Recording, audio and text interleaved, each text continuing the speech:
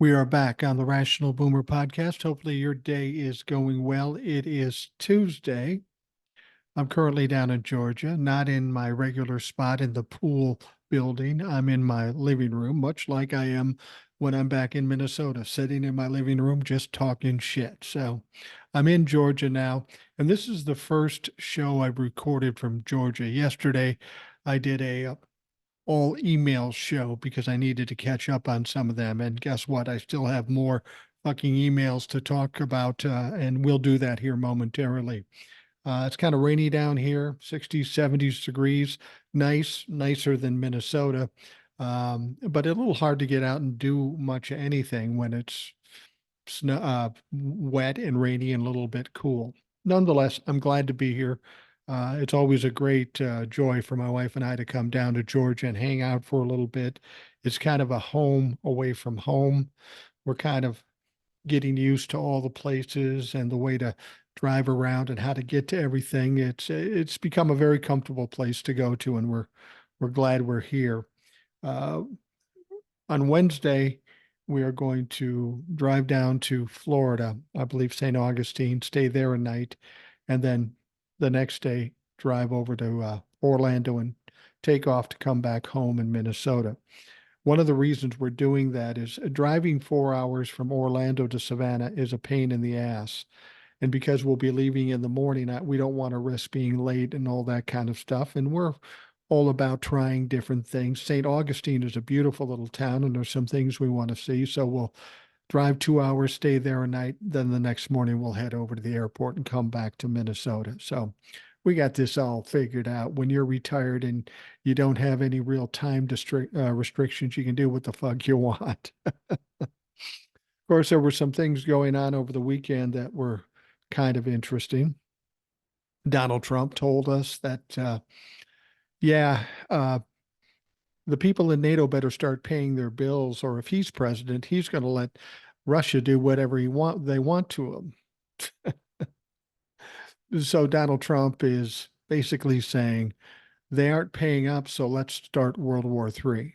That's so typical of Donald Trump. And you know what's fucking silly is that there are Republicans out there that are saying, yeah, what he said. They don't understand what's going on. They're not adults. They aren't of a normal intelligence. They aren't serious people. These fucks should not even be able to be allowed to vote because they don't know what the hell is going on. Nonetheless, some of them will vote, but not enough of them, and things will be fine in November. I know people keep being afraid of that, but we're seeing a lot of things happening. This week, we'll see some things happening. Next week, it's going to get very rough to be Donald Trump or a Republican over the next couple of weeks. A lot of news is going to come out. Donald Trump's going to get the final verdict from Judge Engeron regarding how he's going to take the rest of Donald Trump's shit. And that should be fun because Donnie's already acting up pretty substantially. When he gets hit with a $300 or $400 million fine that he has to come up with in 30 days, that's going to put a little extra heat on him, don't you think? All right. I got to tell you this. Now I'm recording this uh, late night into the morning, into Tuesday morning. My wife and I've told you that um, one of our avocations, one of our hobbies, social life is going out to dinner. And we go out to a lot of different places here in Savannah, Georgia, a lot of wonderful restaurants. We didn't really want to go very far because it was raining. And we went to this place, something we don't normally do, at least at our age now, is we went to a place called Old Time Country Buffet. Not Old Country Buffet. This is, a one off and it's owned by a family or whatever. And we were really hungry and we hadn't eaten all day. And this was the only time we were going to eat. So we went to this old time country buffet. We don't have a lot of confidence in buffets. You remember I talked about Isola's up in Hinesville. That was outstanding. That's now closed down. So we thought we'd stop in and check it out. Now, back in the day, I could do some pretty good damage in a buffet. And every time I walk in now, I think to myself, I'm going to walk out of here uncomfortable. I got to be careful, not eat so much. because I can't handle it anymore. So we went in there, not expecting much, but I got to tell you, it was fucking outstanding. It's something about the cooking in the South that is just truly amazing. There are some amazing cooks in this part of the country. And we went to it. We had a great time. The food was outstanding. And of course, my wife and I both ate too fucking much. So then it's kind of like when you drink, you drink, you get drunk, you waste a lot of time. Next day, you got a hangover, you wasted that day. After you go to a buffet, you're kind of sluggish for a while, and I'm just starting to get out of that the meat sweats and the food hangover. But it was outstanding. If you're ever in Savannah and you have a hankering for a buffet, I do recommend Old Time Country Buffet in Savannah. Anyhow, enough talk about that. We've got a lot of emails to get to, surprisingly, in spite of the fact that yesterday I did a whole show about emails. And we got some more to get to. All right, let's get it started.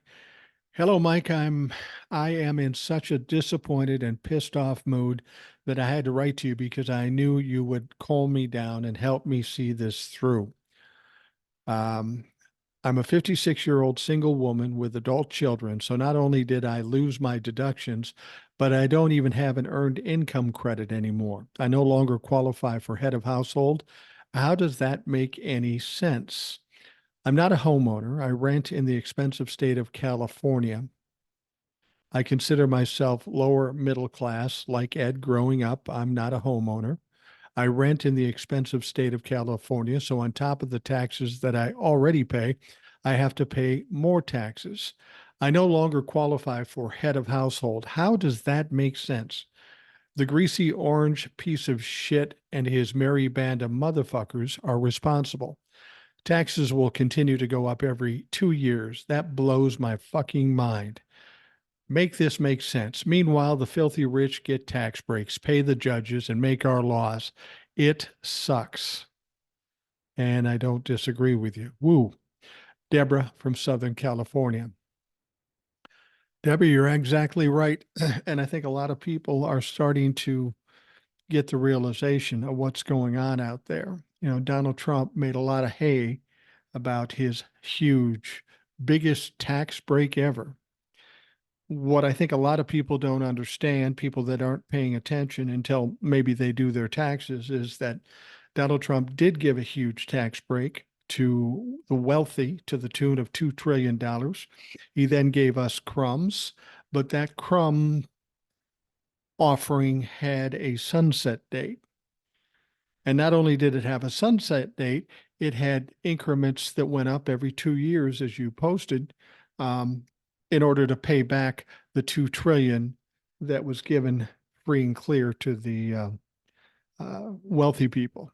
Because you see, the tax break that the wealthy people got was in perpetuity. It was going to go on forever, even in spite of the fact that ours didn't. Now, people will say, well, this is Joe Biden. He's the president. He's the one responsible for taxes. No, that's not it. Joe Biden did try to bring down the taxes and tried to fix that situation, but your beloved Congress, Republicans specifically, refused to allow him to do that. So that's why we are where we are. We're fucked. There's going to be a lot of people disappointed by what they don't get back or how much they have to pay in. This happened last year as well. This caused all kinds of problems. The good news is it will change, it will be fixed. The bad news is that it's not going to happen until the election in 2024. We've seen it with the Republicans. They are nothing but obstructionist. They don't want to do anything. They don't want to fix anything. Least of all, they don't want to do anything for us. They'll do stuff for the rich, but not for us. They've proven that. So a lot of things will get fixed after the election when Joe Biden is the president again, and when Democrats hold the House and the Senate. Then we're going to see a lot of changes in the first 2 years of the next term. That's the good news. But we're going to have to tough it out until such time. That's the unfortunate news. And again, like you said, this is all because of Donald Trump and the Republicans. Regardless who's president right now, the facts are the facts. They set the tax plan the way it is. They've stopped the Democrats from trying to fix it, and we're stuck with it until such time the Republicans no longer have any power and can continue obstructing what the fuck is going on here. Deborah, I understand your frustration. Why you can't claim head of household when you're the only one in the household, I don't get. I'm not a tax guy, but the fact of the matter is if you're not the head of that household, who the fuck is? I mean, what do you got, a mouse in your pocket? I don't know, Deborah.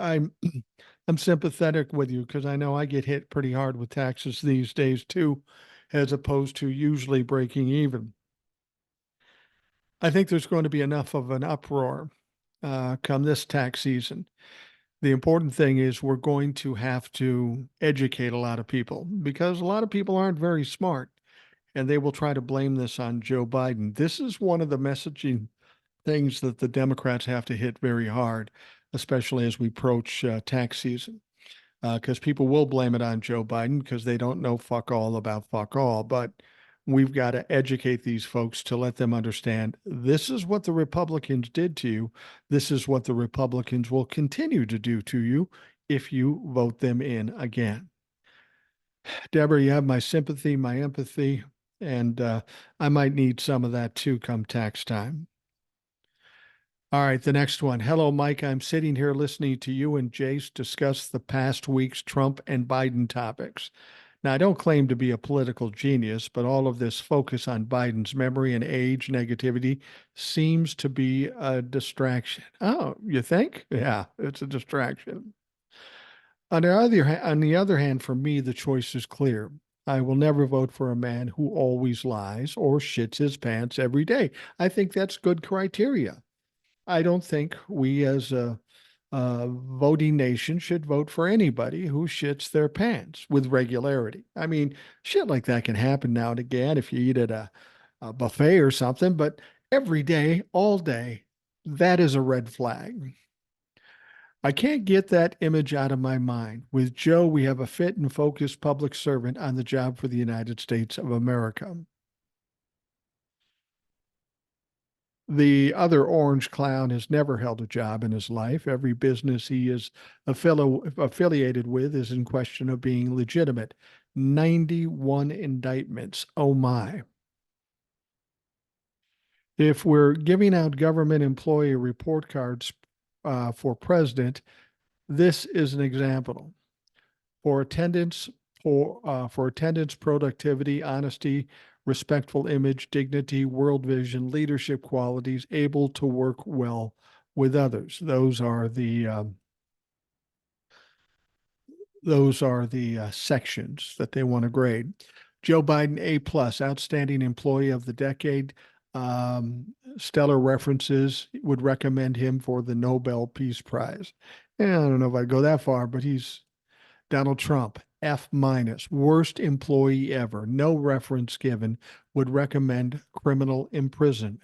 Yeah, that's quite a contrast. Remember the differences between these two. There is no contest. Vote blue. Thanks for listening. Always a pleasure listening to your podcast. Take care and be safe. Faye from Nevada. Well, thank you, Faye. I appreciate it immensely, and I concur with what you're suggesting. Donald Trump is a failure from top to bottom, whether it be his interpersonal skills or his business skills.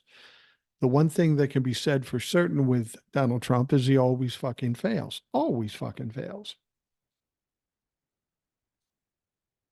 This week alone, he's failing. And Donald Trump will fail out and drop out and never be seen again sometime before the 2024 November election. All right, the next email says, Hey, Boomer, love the episode with Jace. I know you all touched on people attacking Biden's memory, but I saw a clip of a speech Orange Fuckface was giving where he was incoherently talking about marbles and tractors. I'm sure you did. I'm not saying Biden mind is that of a 25-year-old, but Orange Fuckface rambling about marbles and tractors is infinitely worse than any slip up Biden has made. Thanks for taking the time to read my email, Best Craig. Yeah, that's the interesting thing. That is the interesting thing. The Republicans will jump over all over anything that Joe Biden does and completely dismiss some of the horrible things that Donald Trump says. Like, for example, suggesting that he would take and give Russia the go ahead to attack any NATO country. I mean, that's just fucking crazy. Absolutely nuts. This is why we want to keep Russia out of Ukraine. We want to stop them from maybe going further to, say, Poland into a NATO country. Because once Russia attempts something against a NATO country, the fucking all bets are off. The way it goes is all NATO countries group up and go after the one aggressor, meaning Russia. And let's be honest, Russia is not nearly as tough as they suggested they were. They're not as strong as they said they were. They're having a hell of a time with Ukraine.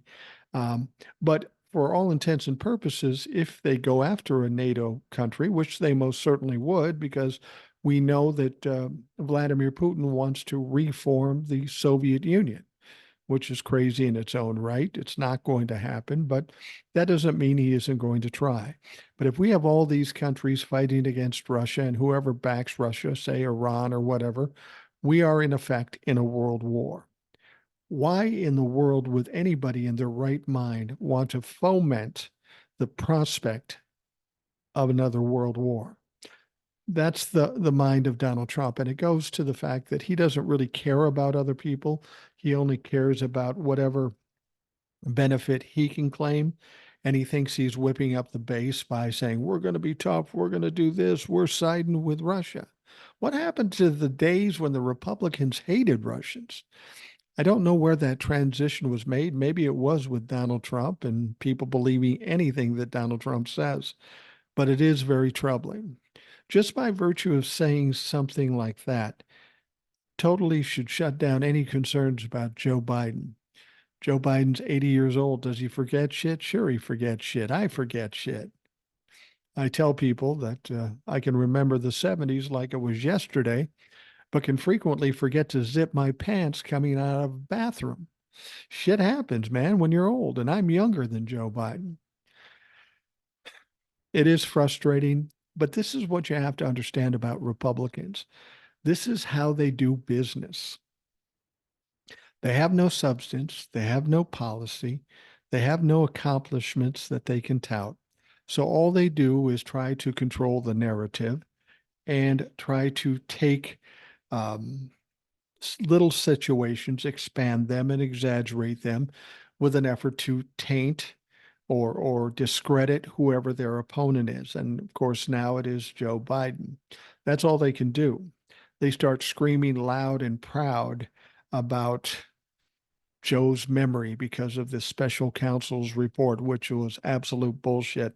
And that motherfucker's going to be going through some things, and Merrick Garland's going to be going through some things because of that at some point down the road. But this is what they do. They jump all over this shit. And the thing that frustrates me the most, I get when Republicans or the base believe this stuff, but it gets so caught up and mixed up in the ether. The Democrats start hearing it and they're saying, oh, it must be real. Here's what you need to understand. Most of the shit you hear about Joe Biden that's negative in the ether is shit that ultimately came from the Republicans. They threw out there hoping something will stick. And the moment you believe it, the moment you believe that, you've allowed them a win. This is what I find so frustrating. We're adults here. We have the capability of thinking. We have the capability of looking things up. When you're lazy and you believe whatever you hear in a headline or in a television news channel and they don't give you all the facts, you're being lazy and you're being fooled. And that frustrates me because that's of no help to the Democratic Party, the good guys. All right.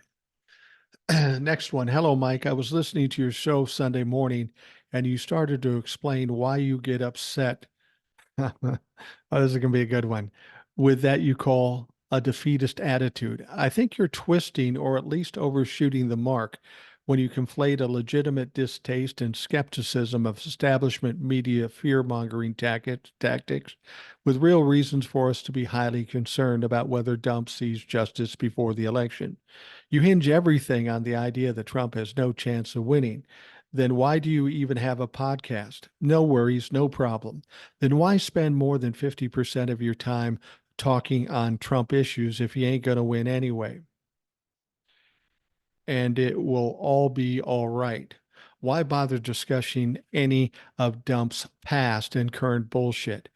Are you lending out false hope or milking the stories just the same? You got to call this shit out like you have been the last 2 days with Ed and Jace. Yeah, we got to worry about it and call it out. Not the don't worry about it message. You got to fight, Mike. You got to raise concerns about the clock and the DOJ slow walking or even maybe being in the tank for dump.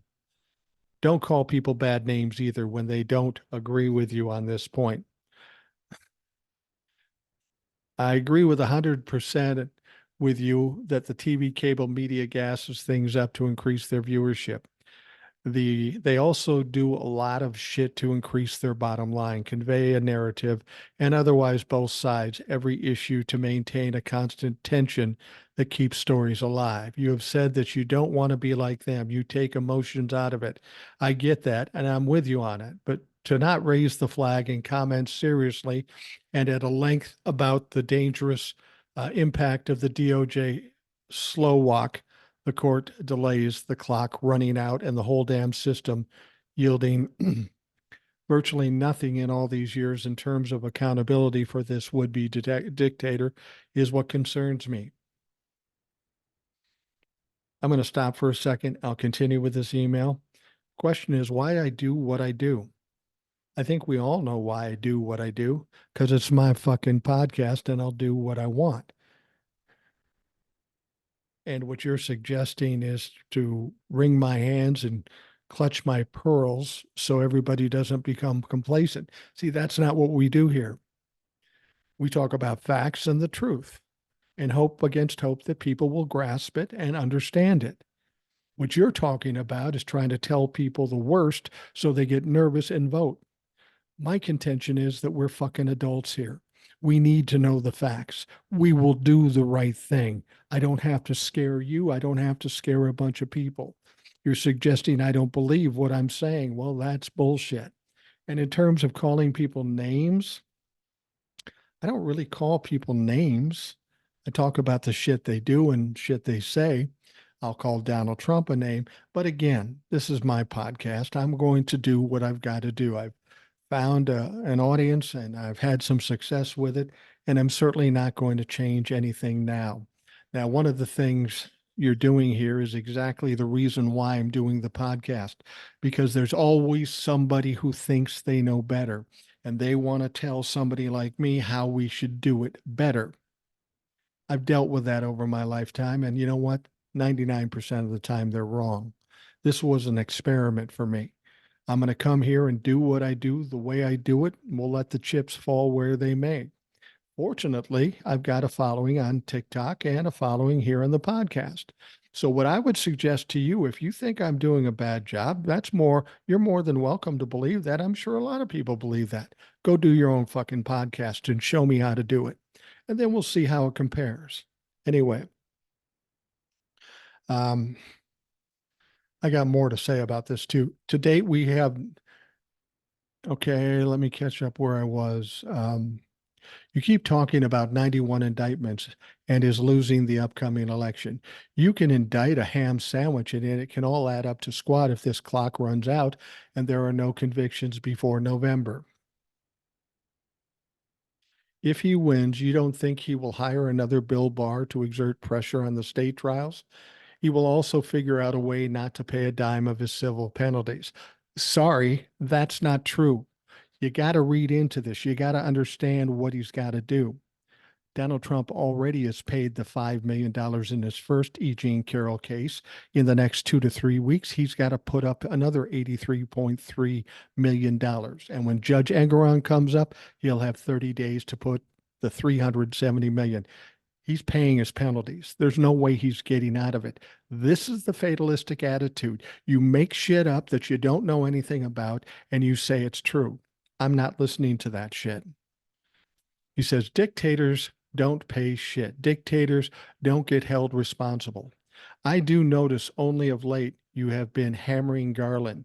You are way too late to the party on that one. And I even heard your comment for the uh, late to the party on that one. I've heard your comment for the first time yesterday about the effed up nature of the judicial system as it relates to Trump legal proceedings. It's not fucked up with just regard to the Trump legal proceedings. If you were listening, I'm talking about in general. It's just being exposed more and it's higher profile because of Donald Trump. That's all I was advocating for you to talk about more in my last email. My email to you last week was specifically about being complacent with respect to both the chances of a Trump win and the glacial pace of all of the court proceedings and dump running out the clock. I won't restate what I said in my last email. Great, because I didn't understand it in the first one. But the timeline for accountability and a possible Trump win are real things. No, they're not. Cable media BS notwithstanding. No completed trial before the election, then no justice if Dempster wins. We need each dump trial to be on a fast track. Instead, they are now ironically squeezed into these extremely narrow time frames. My ask was that you don't concede any of these trials anyway, namely that we don't need this trial to start before the election because we have this other one and we don't need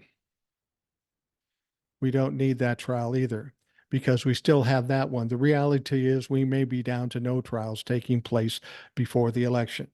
Where do you get that from? Because if nothing else starts, the Manhattan district starts in March.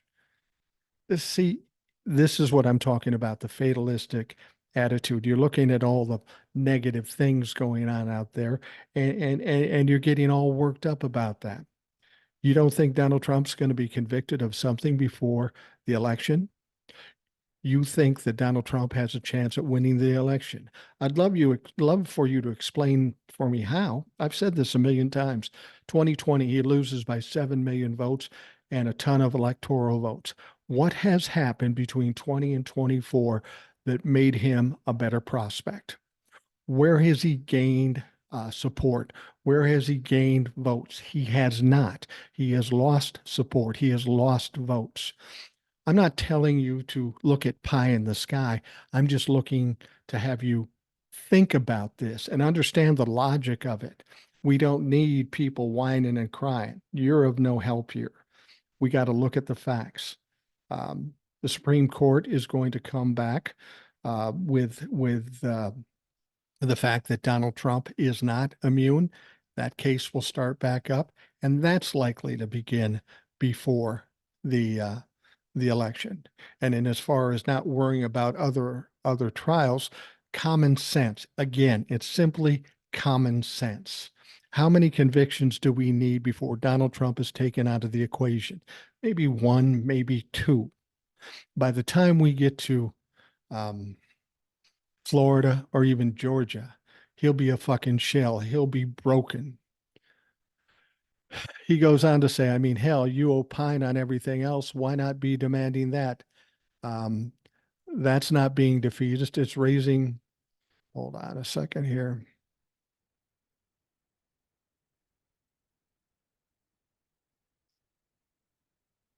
I lost my spot and I got one of these computers that's,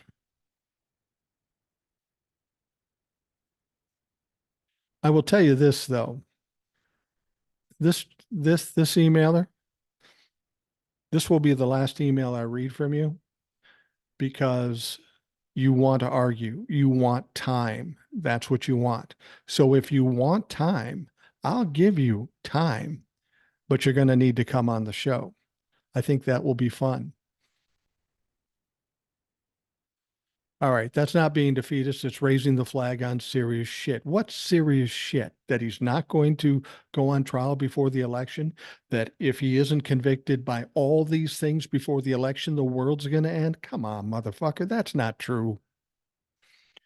Your belief rests on the conviction that Trump will not win. Therefore, we should not all worry about it. Bullshit. Better safe than sorry. Hmm.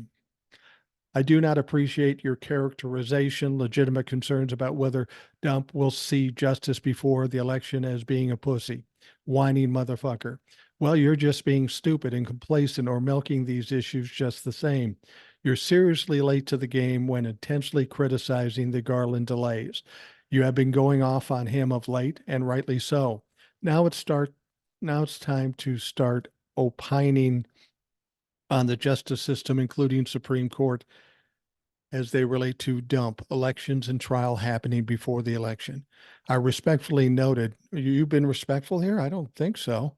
Noted that you should have from the start been talking how dangerously slow these court trials have been. There's something up with this court delays on giant institutional wet blanket. I hope that Jack Smith gets his trial and finished before the 60-day cutoff before the election. But one more trip up, and that ain't going to happen either. Your show with Ed yesterday was awesome. Heightened concern, suspicion, and anger can be warranted at correct times. That's how people get off their asses. Make it known that we want justice before the election. I think that's what we're doing here. I think that's the point of doing the show and talking about this stuff. Make it known that we want justice before the election. There's a difference between being alarmist and being fucking called out. Are you suggesting that I'm not the kind of guy that would call people out? I find that hard to believe. I disagree with you. It's a call to action. Stop conflating these concerns with falling victim to the media hype. They both can be true. Lastly, I noticed that Midas Network shows, which I listen to and I'm a fan of for the most part, soft shoe and steer away from criticizing Garland or anything DOJ. Is there something to that? I don't know. I don't care. I don't. I don't. I don't really watch Midas Touch. They make everything too long and they're good. They have good information, but I can't sit and take 10 minutes every time they do a report. This is John in New York. Here's what I would suggest to you, John. Clearly, you have a disagreement with the way I do the podcast, and that's fine. I have no problem with that. There's a lot of people, I'm sure, that have a disagreement with the way I do the podcast. And you can write these emails and spew your stuff, and you have your own opinion. But again, if you feel confident about it, I would suggest you email me at rationalboomer@gmail.com. And then we can have a direct conversation as to what you think. And then I can make my standpoint and then let the people who listen believe or not believe what either one of us say. I don't have a problem with people um, disagreeing with me. It happens all the time in my own fucking family. So I'm good with it. The point here isn't that I'm going to have somebody like you or anybody else tell me how I do the show. What you're getting here is me in the real sense. There's no show here. There's no fun and games. I'm telling you what I think at the time I think it.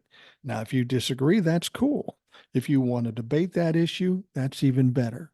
So email me, come on the show, and we should have a robust debate, I would think. Or better yet, get your own podcast and show me up by getting a ton of listeners spewing what you want to spew. I mean, I'm just a guy here in a living room someplace talking about politics from my point of view. That's the point of the show, The Rational Boomer. It's my point of view.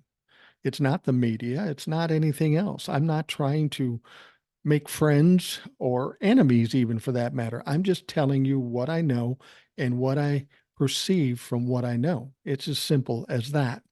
So, John, I appreciate the email. I would suggest you come on the show and then we can talk it over more fully. But I will tell you up front, no matter what you say, you're not going to dictate or suggest or even um, encourage me to do it differently than I do or think differently than I do. Not going to happen. You don't have the wherewithal to do that to me. Nobody does. And we should all be in that space where people don't influence us based on emotions or based on the way they say it. It's about getting the facts, not getting emotional. And frankly, I'm disappointed that you suggest that I should be a little more concerned so people get off their asses. You're telling me that I need to scare people to get them to vote. Now, I think in some cases, in the country at large, maybe that works. Maybe that's what the media is doing, but I'm not going to do that. I give my audience more credit for more intelligence and more maturity. I don't have to do that. They want to know the facts, and I'll do that and I'll provide that to the best I can. And if I sound confident about certain things, it's because I've thought about it and because I've looked at the facts. Fucking A. All right, let's move on. Hello, Mike. Over the road, Russell here, coming to you from the road. Today it's Marion, Illinois. Just wanted to comment on the ongoing election. We all know Donnie Dipshit has no chance of winning. Yes, we do, but John has otherwise thoughts about that. Even if Joe dies before the election, the Democrats have several viable candidates that would destroy him. Heck, they could put up a half glass of water and still win. That's an interesting point. People say, "Oh my God, if Donald Trump is the nominee." I've told you before, I don't think he's going to be the nominee because I just don't think he'll be able to handle it. But if he is the nominee, that may be the best thing that happens to the Democrats. The more we make the election about Donald Trump, the easier time the Democrats have.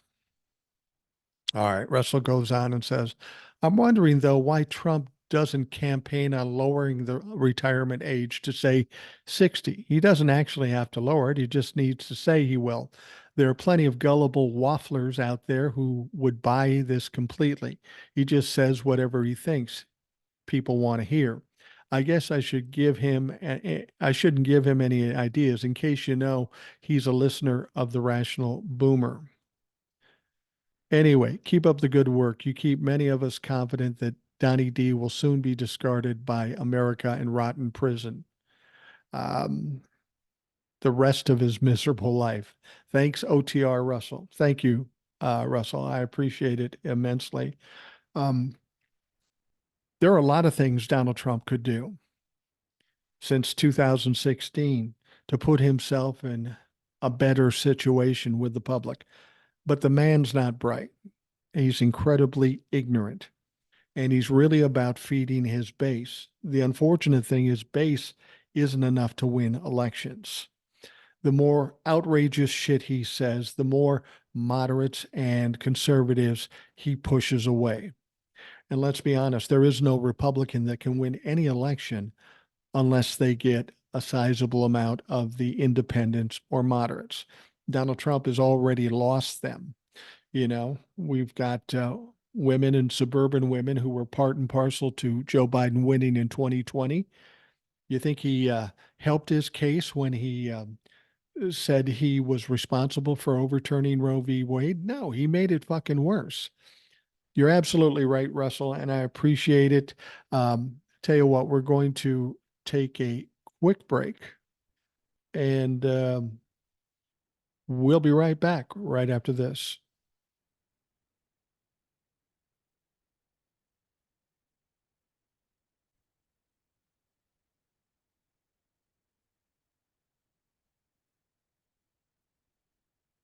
We are back on the Rational Boomer podcast, and we're halfway through this Tuesday program. I just have to give you a warning. If you hear somebody laughing in the background, it has nothing to do with me. My wife is in the bedroom and she's watching Saturday Night Live Jeopardy sketches on her iPad, and she's having trouble controlling herself.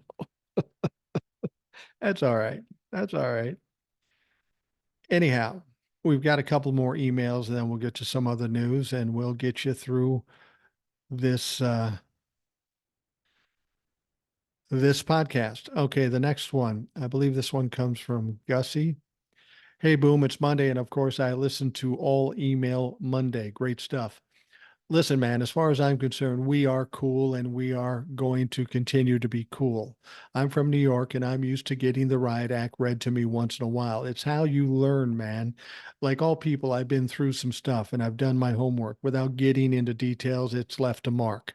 However, it is true 99% of the crap that keeps people up at night never happens. That's why we all have to listen to what you have to say, but we have to watch for what might come out of left field and hit us from behind. Couldn't agree more. That's how these creeps work. They are cowards and they got from behind. We are winning the battles. We have to make sure we win the war, which will go beyond the election regardless of who wins. Anyway, yell at me anytime. I get it. And this is actually Z-Man, not Gussie, and I appreciate it, Z-Man. I think what a lot of people don't understand is the guys. Oh, by the way, he ends it by saying, "Me and you are definitely down." The Z Man. Thank you, Z Man. I appreciate that, and I feel the same way. In the world of men of my generation, it's not unusual to get into a little debate and maybe talk some shit amongst each other. Um, but that's the difference between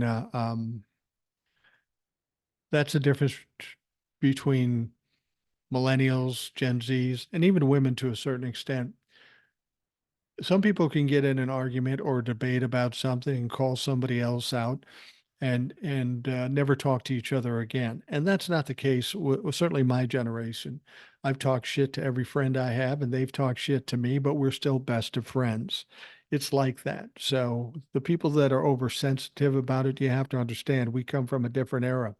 And Z Man is a very intelligent guy, and he was getting a little negative, and I called him out on it. But that doesn't mean I don't like Z Man. I think he's a great contributor to the program, and I hope against hope that he keeps contributing.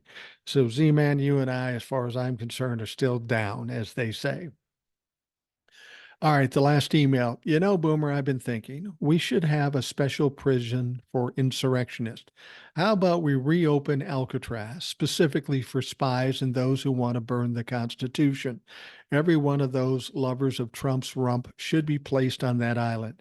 That way, each one of his turd eaters could take turns cleaning shit off their dirty diaper master, Gussie. Yeah, you know what else I think they should do? They should put them on that island like that and not really lock them up. Just let them run amok. Don't let them off the island, but let them do whatever they want on the island. They will end up destroying one another because they can't get along with anybody. That's a good point, Gussie. I appreciate it. All right. Now we know that Donald Trump's attempt, his claim that he had absolute immunity went to the appellate court in Washington, D.C. And as expected, as predicted, they said, no go, buddy. You don't have absolute immunity. Nobody does. No one is above the law, not even the great and dirty diaper Donnie Trump. Now, the appellate court said, listen, you've got 6 days to appeal it to the Supreme Court or shut the fuck up. And like clockwork, last minute, last day, Donald Trump did, in fact, appeal to the Supreme Court. Now, you have to understand that Donald Trump isn't so dumb that he thinks the Supreme Court will give him absolute immunity. He knows better than that. His lawyers know better than that. What he's doing is what he just does. He tries to delay things. And of course, in this process, in this appeal, he wants a stay so that Jack Smith can't do anything until this is decided.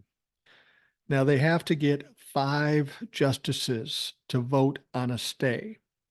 I don't know that he's going to be able to do that. And if he doesn't get the stay, he is going to be freaking out. But even if he does get the stay, the Supreme Court is more than likely going to look at it. The appellate court made such a great case, tore down every one of Donald Trump's claims. It's going to be impossible for them not to say, yeah, we don't want to hear this. We think the appellate court did the right thing, so just let it go and things will be over.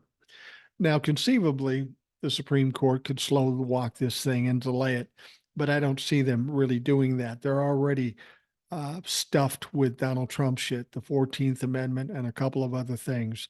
They're going to want to take the easy one and get rid of it. So I honestly believe that they will say we're not going to take it up. Now, how long is it going to take for them to say we're not going to take it up? I think typically the response time from the Supreme Court in most things has been anywhere from 7 to 11 days. So within a couple of weeks, we'll probably hear the Supreme Court come back and say, yeah, we're not going to listen to this. So we'll see what happens. But again, yesterday, Donald Trump took his claim of total immunity from criminal prosecution for his coup attempting to the U.S. Supreme Court, thereby keeping his case from moving toward trial until the High Court issues the ruling. The former president's lawyers wrote at the start of the 110-page request to the High Court to block a resumption of a criminal proceedings. What he wrote at the top of that page was, it's deja vu all over again. You know you've got trouble when your lawyer in a major case to the Supreme Court starts out with a quote from Yogi Berra. You have to wonder if this motherfucker's serious at all. And that's what happens when you scrape the bottom of the barrel, and that's who you hire for your attorneys. Trump's lawyers complained that the Court of Appeal for the District of Columbia Circuit had ruled on Trump's request to overturn trial judge Tanya Chutkin's ruling that he was not immune from prosecution for his actions leading up to and on January 6th. One subheading, in fact, was titled, Absent a Stay, President Trump will immediately be required to bear the burdens of prosecution and trial. Yeah, that's exactly right. Now, a three-panel judge of the appellate court on February 6 unanimously upheld the trials court decision. I mean, unanimously, and it was a scathing decision. It wasn't like Donald Trump was even close in that situation. Trump was not immune from prosecution for his actions that incited the assault on the Capitol to block the transfer of presidential power after he lost the election in 2020. Now, appellate judges told the former president he had until February 12th, yesterday, to file a request for a stay with the Supreme Court, which would further freeze his case until justices make a decision to take it on or not. He has little or no chance for the Supreme Court to find that he has immunity. The two options, again, they can just say, we aren't going to take it on. We aren't going to listen to it. That would be the wise thing for them to do. And then it's over with. Donald Trump has no other court to go to delay it any further. Jack Smith's case in D.C. will go forward. Now, the other thing is the Supreme Court could slow walk it, and I can't imagine they're going to do this because it's such a silly, such a frivolous case that they would look nothing but stupid by doing it.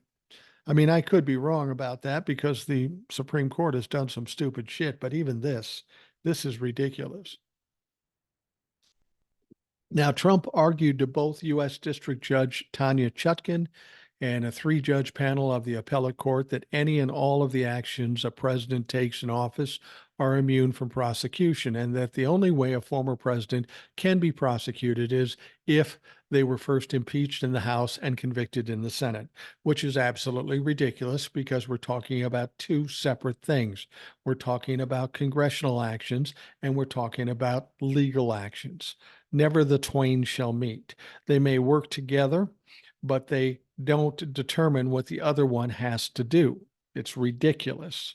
And even the dumbest Supreme Court justice knows that, and also knows that if they were to agree with that, they would be pilloried. Now, both Chutkin and the appellate judges disagreed, of course. Former President Trump's claimed immunity would have us extend the framework for presidential civil immunity to the criminal cases and decide for the first time that a former president is categorically immune from federal criminal prosecution for any of his acts conceivably within the outer perimeter of his executive responsibilities. That's what the appeals judges wrote. Never mind the fact that if what he says is true, then that means Joe Biden can put that motherfucker in jail and put him to death for treason. And even if it's illegal, Joe Biden will get away with it. That's how the ridiculousness comes out. There's no way the Supreme Court is going to agree with that. Now, Trump largely repeated that same claims that have been previously rejected as baseless by both Chutkan and the appellate court judges, essentially that Trump's schemes to remain in power were official acts that could not be prosecuted. Well, if you look at the job description of being president, overthrowing the government is not only not one of them, it's against the oath he took for office. They wrote that forcing him to go to trial would mean future presidents will be prosecuted as well. That's the interesting thing that I love about Republicans. They will say, if Donald Trump can go to court and go to jail, so can you. Well, yeah, if you commit treason, if you commit crimes, yeah, it shouldn't matter who you are. And if you are such a fuck that does the same things that Donald Trump, not only will you go to prison, you should go to fucking prison.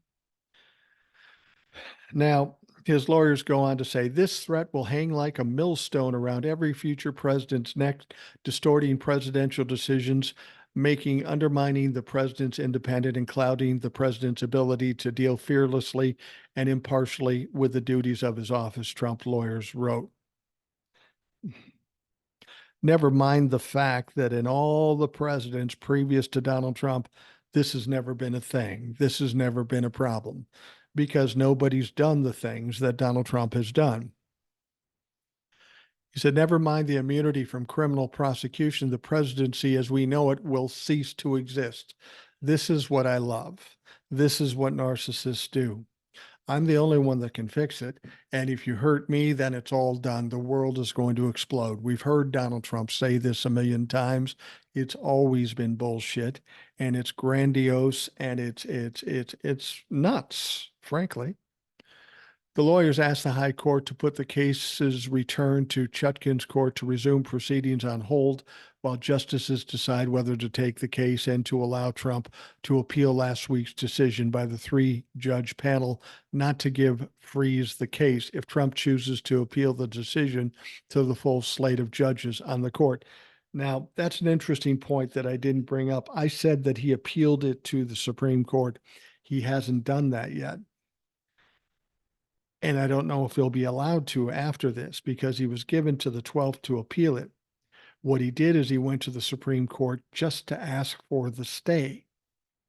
And I'm wondering why they did that, why they didn't just say, I want an appeal and I want to stay. He just said he wanted to stay.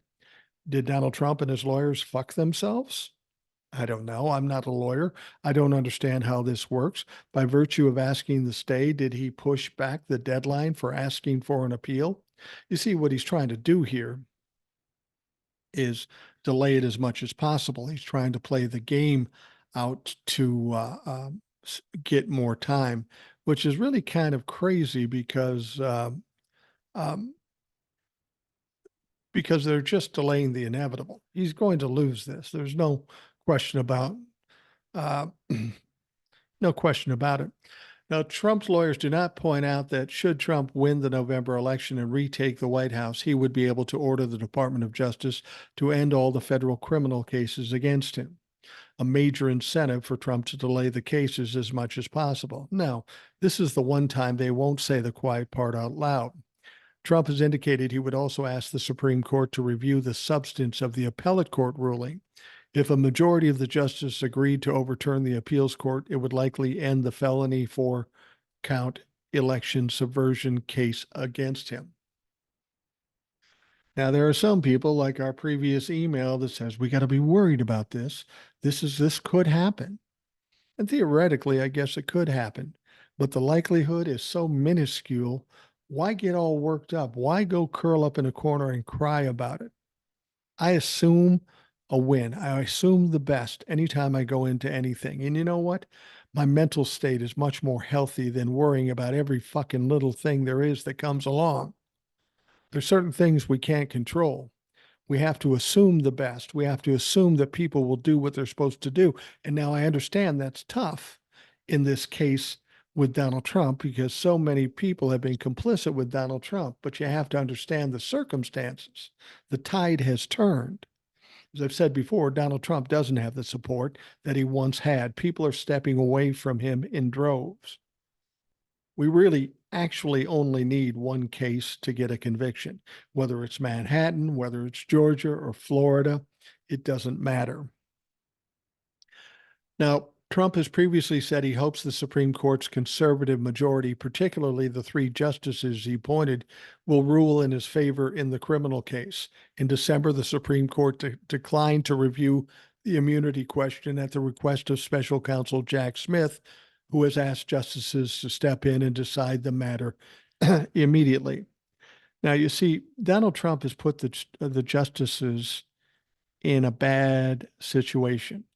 That's oh so Donald Trump. Put them in a bad situation. First of all, it's a dumb thing. It's ridiculous for the Supreme Court to find that he has absolute immunity. Not only is ridiculous for Donald Trump, it'll put this country into chaos. The Supreme Court likes the power they have, but if you take that and give Donald Trump immunity, you might as well just pack up the Supreme Court because he won't listen to shit if, in fact, he ever became dictator. Fortunately, that will not happen. It just won't happen. I don't care who wants to cry about it. It's not going to happen. Chutkin had slated Trump's trial on charges of conspiracy and of obstruction of an official proceeding to start in early March, but earlier this month, she said the case could not move forward until Trump's appeal was settled. Now, a lot of people think she was given in at that point. Basically, she was pushing the appellate court to do something and stop sitting on their hands. And guess what? It fucking worked because within days, they did come up with a decision. Honestly, I think the Supreme Court is going to want to get this off their plate very quickly. This 14th Amendment thing is far more serious and far more consequential. It's going to be easy for them to say, this is ridiculous. The lower court said it was ridiculous, made a good case. The appellate court said it was ridiculous, made an even better case, and made it virtually bulletproof. So they're going to have to work pretty hard to even listen to this and go Donald Trump's way. It's not going to be able to do it. All right. Special counsel Jack Smith reminded U.S. District Judge Aileen Cannon that she once stopped a defendant from trying to play the same game that she has been letting Donald Trump play. The former president's legal team has asked the judge to force the Department of Justice to turn over more than 1.3 million pages they've already received to bolster their claims in Mar-a-Lago. You heard about this case. This is where they want to turn over these documents and there are witnesses' names on there, and they want to expose or publish these names. There's only one reason to do that, and that is because Donald Trump wants to intimidate these witnesses. I don't even know how that helps him. I mean, the case with the classified documents is open and shut. Did he steal classified documents? Well, they found him in his fucking house. Did he refuse to hand them over? Yeah, he did. Those are perfectly illegal acts. He's also trying to go in this and when they had a meeting yesterday, Donald Trump's defense team kind of revealed what their defense was, and their defense was this: well, those classified documents weren't really classified, or the map that they showed in Bedminster, that was an outdated map, so it wasn't really any big deal. But you have to understand whether those were dangerous classified documents or whether the map was outdated, it doesn't matter. The law is the law. He had no business having possession of those papers, regardless of what they said. And he'll never have the opportunity to show other people classified documents, regardless of what's on it. That's the law. That's where he's cooked. He can try to make it. And you know what? When you think about that's his defense, you think, oh, this poor motherfucker doesn't have anything. What he's trying to do is downgrade the validity of the classified documents. Well, that's going to be really hard if you have the fucking classified documents. Donald Trump is in a weak position in his defense and he will lose.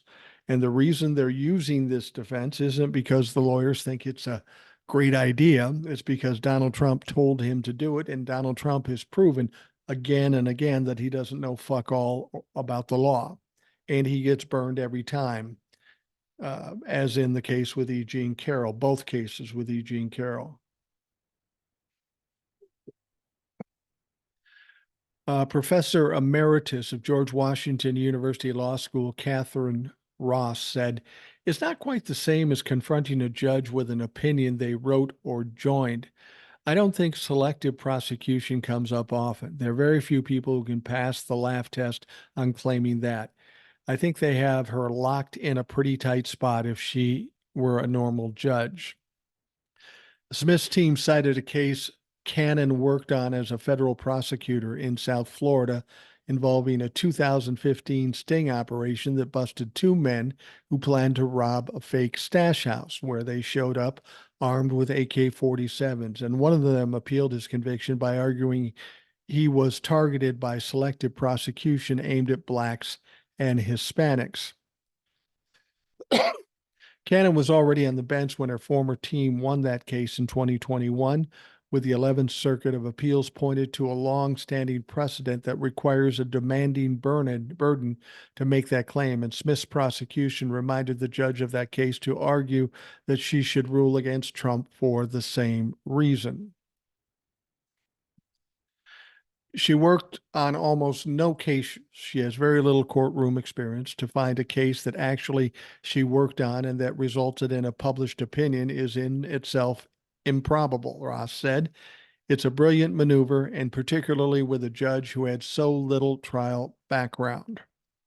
The Trump-appointed Cannon has frequently ruled in favor of the former president, allowed him to stall the proceedings, even after a strong rebuke from the 11th Circuit, and legal experts agree that Smith's reminder was a compelling argument. Robert Sanders, a retired Navy JAG captain who now teaches law at New Haven, he said it was smart lawyering. The message is, remember what you did earlier and how you got jammed up for it? When you went in a direction no one in the world thought was right? Think about what you're going to do this time. Now, people are wondering when Jack Smith is going to do something with Judge Cannon, like get her ass kicked off the case. People are worried about it because it's been going on a long time, and they're thinking, oh, when's he going to do it? Is he just giving up? Please. Jack Smith is a smart, calculating motherfucker. He is likely setting traps and biding his time for the exact right moment. And with what's going on down in the Florida courtroom with Judge Aileen Cannon, the time might be near. She is looking dumb. She's making bad choices. And when Jack Smith compiles all these things and turns it over to the 11th Circuit, we're likely to see her get kicked off the case. Make no mistake, Jack Smith is going to get her booted. No question about it. It's just a matter of when. And it will happen because she's making mistake after mistake. She doesn't know what she's doing, and she's obliged to Donald Trump. None of this is going to work for her, no matter what she thinks. She might be pleasing Donald Trump now, but eventually she'll be taken off the case and Donald Trump will shit himself. There'll be more screaming and crying and whining, and I'm looking forward to it. Now, Republicans and Democrats came together over the weekend to attack former President Donald Trump for the comments he made. He'd encourage a war with a NATO ally. The United States is in NATO, the group that links together Europe and the United States in the event of a war. You'll remember when he was president, Vladimir Putin wanted him to get us out of NATO. And what does Donald Trump do?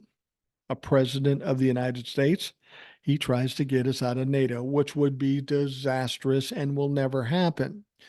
But he wants it. And if he was to become president again, he would do it again. For whatever reason, Republicans are siding with Russia and Vladimir Putin, who's nothing more than a bloodthirsty fucking dictator. Those are the kind of people that Donald Trump likes, and that's not going to happen. Now, Putin has long attacked NATO and sought to undermine it. You know why? Because it's to keep Russia in check. Russia's not in NATO, but all these European countries are in it. And if Russia goes rogue and goes into a NATO country, then he's going to have about 30 or 40 countries coming at his shit. And we know Russia is in no position to fight anybody. They're in the midst of this Ukraine thing, and they're not doing well with that. Now, Trump appears to believe that every country must pay an equal share, but that isn't the way it works. Funds given to NATO from nations are calculated using a cost sharing formula that Trump doesn't appear to fully comprehend. The money isn't sent as a check directly to NATO as he believes. No, I would not protect you. In fact, I would encourage them, Russia, to do whatever the hell they want. You got to pay, Trump said. He told one unnamed leader asking if he'd fight against NATO. This is the ironic thing about Donald Trump. He's complaining about NATO nations not paying enough. Here's a motherfucker that doesn't pay anybody for anything. Here's a guy that's delinquent as fuck. He hasn't even paid Aileen Cannon, or not Aileen Cannon, E. Jean Carroll. So he has the audacity to call out countries that are paying what they're supposed to be paying. He just doesn't think it's enough. Now, after the criticism, Trump took to his personal social media site to claim that people on the left and the rhinos, which are Republicans in name only, supported his attacks on NATO. He conflated his cash shakedown with the promise to support a Russian war against Europe. Donald Trump said, when I told the 20 countries that they weren't paying their fair share, they had to pay up, and said, without doing that, you will have no U.S. military protection. The money came rolling in. Trump posted, throwing in all capital letters randomly. After so many years of the United States picking up the tab, it was a beautiful sight to see. Well, let's be honest. United States is the biggest country amongst the NATO nations. Of course, they pay more. He says, but now without me there to say you must pay, they are at it again. Trump then appeared to think that Ukraine is part of NATO, which of course it's not. They want to be in NATO, but they're not going to be put in NATO until this war is over. The reason they aren't in NATO now is because if they become NATO, then all of us have to go fight against Russia. And here we are in a world war. He says, we are helping Ukraine for more than $100 billion more than NATO. We have nobody that they respect, and they insist on paying far less than we do. Wrong. NATO has to equalize, and now they will do that if properly asked. If not, America first, make America great again.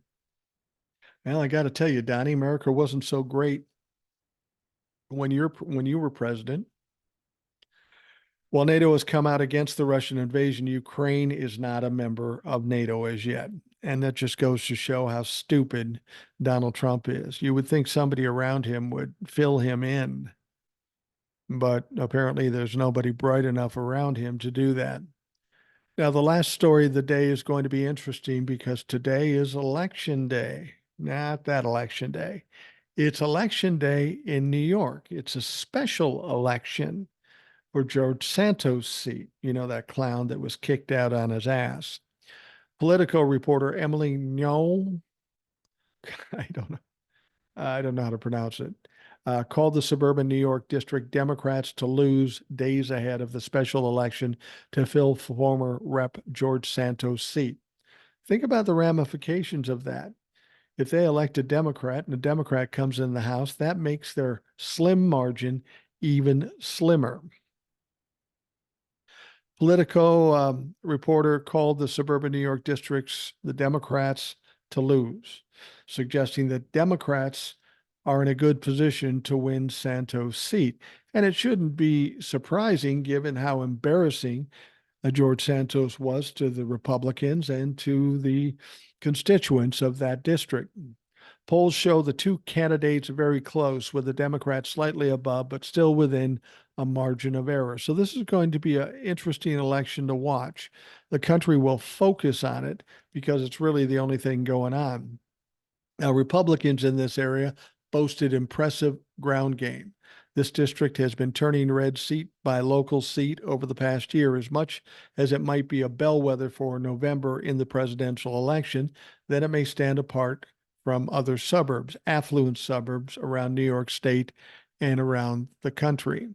Political analysts are seeing it as kind of a litmus test for the 2024 as Republicans work to tie Democratic former Representative Tom Suozzi to President Biden. Then there's this other lady, Republican Mazi Melissa Philippe, an Ethiopian-born former Israeli army soldier, has her own uphill battle facing off in debate over a woman's right to choose. Philippe, who purports to be pro-life, hedged. She says she's pro-life, but then she goes back the other way, claims she believes the decision should be left up to each individual. Well, Mazi, you can't have it both ways. Either you're a pro-life or individuals have a choice. That's why they call the other one pro-fucking choice. It comes as some Republicans are pressing for a national ban on abortion and seeking more restrictions. How do you think that's going to play in New York? How do you think Mazi's going to do? I don't think it's going to go well for him. So that's happening in New York today, that election. It's going to be very interesting to see how it plays out. Personally, I think maybe people are a little upset with the Republicans and they will probably lose. Hopefully they lose. Even if they don't, it really doesn't make much difference.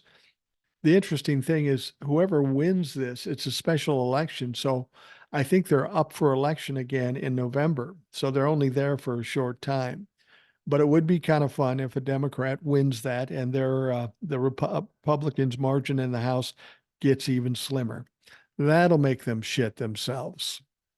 All right. We are going to wrap up the Rational Boomer podcast. I want to thank you for taking the time out of your day to listen. I hope you have a great day. And of course, we'll talk again tomorrow.